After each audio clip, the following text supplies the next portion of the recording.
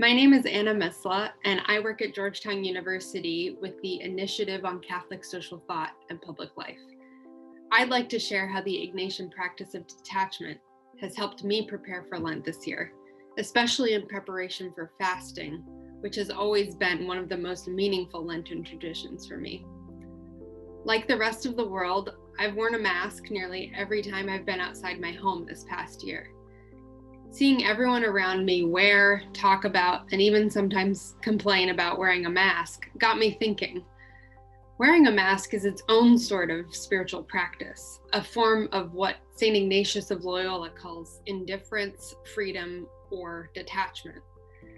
I've learned about detachment from my colleagues at Georgetown over the years, and they told me that St. Ignatius calls all members of the Ignatian family to practice detachment, which frees us from things that prevent us from being close to God, or to say it in a more positive way, makes use of those things that help bring us closer to God. Practicing detachment, like wearing a mask, removes the clutter in our souls to make room for acts of faith and love. Think about it. Before I put a mask on, I have a thought like, oh, wait, I can't walk into that store without this on. Or I'll check to make sure my mask is on tight so I don't risk exposing an older woman who I'm passing on the street. These thoughts move me to make use of things that help bring us closer to God, to put on a mask and to care for those around me and to care for the common good. I hope this past year during COVID-19 has taught our world a little bit more about true detachment.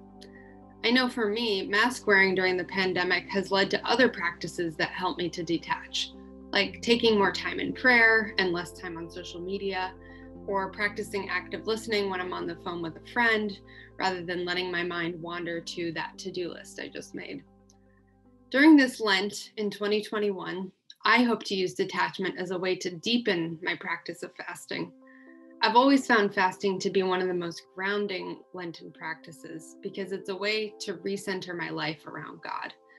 Whether it's giving up meat on Fridays or abstaining from social media, chocolate, or gossip over 40 days, fasting reminds me, almost like a reset button, of what my life is for: to serve others before myself, to live the gospel, and to model Jesus' teachings. And St. Ignatius's practice of detachment is a wonderful tool to prepare our hearts and our souls for this beautiful season of fasting, prayer, and almsgiving.